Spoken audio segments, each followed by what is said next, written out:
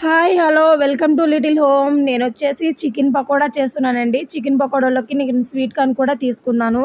Sweet corn and chicken pakoda combination చాలా చాలా బాగుంటుందండి. ఒక్కసారి మీరు కూడా ట్రై చేయండి, చాలా బాగుంటుంది. ఇప్పుడు నేను వచ్చేసి చికెన్ తీసుకున్నానండి. చికెన్ స్వీట్ కార్న్, చికెన్లోకి నేను నిమ్మకాయ పిండేసుకొని పక్కన పెట్టేసుకున్నానండి. ఇప్పుడు మనకి ఇష్టమైన అన్ని కార్న్స్ తీసుకోవచ్చు. ఇప్పుడు దీంట్లోకి 2 table spoon cornflour, 2 table spoon శనగపిండి, మిరియాల పొడి, గరం మసాలా, కారం, సాల్టు అండ్ అల్లం వెల్లుల్లి పేస్టు, ఇంకోటి మిర్చి, కరివేపాకు కూడా తీసుకున్నానండి. ఒకటి ఎగ్ తీసుకున్నాను. దీంట్లో వైట్ మాత్రమే వేసుకుంటాను, ఎల్లో వేసుకోను.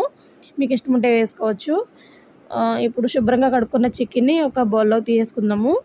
నిమ్మకాయ పిండేసుకున్నానండి, చికెన్లో పెట్టుకొని పక్కన పెట్టేసుకున్నాను. ఇప్పుడు దీంట్లో కార్న్‌ఫ్లవర్స్ కూడా వేసేసుకుంటున్నాను. ఇప్పుడు దీంట్లో ఒక రెమ్మ కరివేపాకు కూడా వేసేసుకుందామండి. ఓకే, ఇప్పుడు దీంట్లో సాల్టు, అల్లం వెల్లుల్లి పేస్ట్ కూడా వేసేసుకుందాము. ఓకేనండి. ఇప్పుడు దీంట్లో కొద్దిగా శనగపిండి, కొద్దిగా కార్న్‌ఫ్లవర్,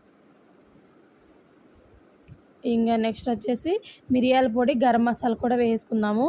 ఇంకా నెక్స్ట్ కారం పొడి.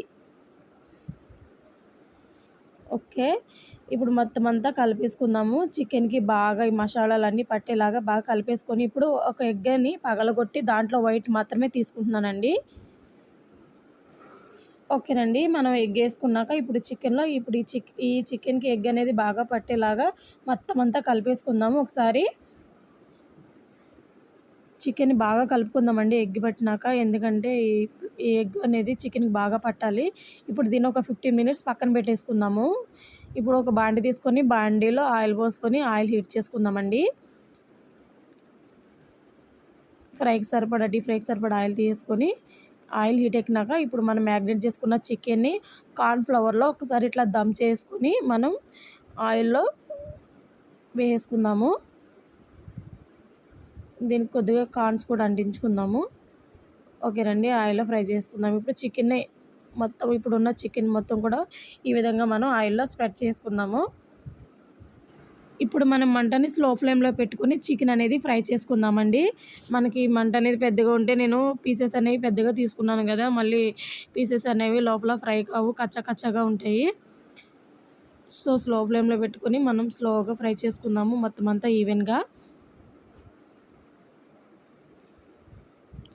ఓకేనండి, మనం ఈ విధంగా చికెన్ మొత్తం ఫ్రై చేసుకున్నాక ఒక బౌల్‌లోకి తీసుకొని ఇప్పుడు మనం కార్న్స్ అనేవి వేసుకుందాము.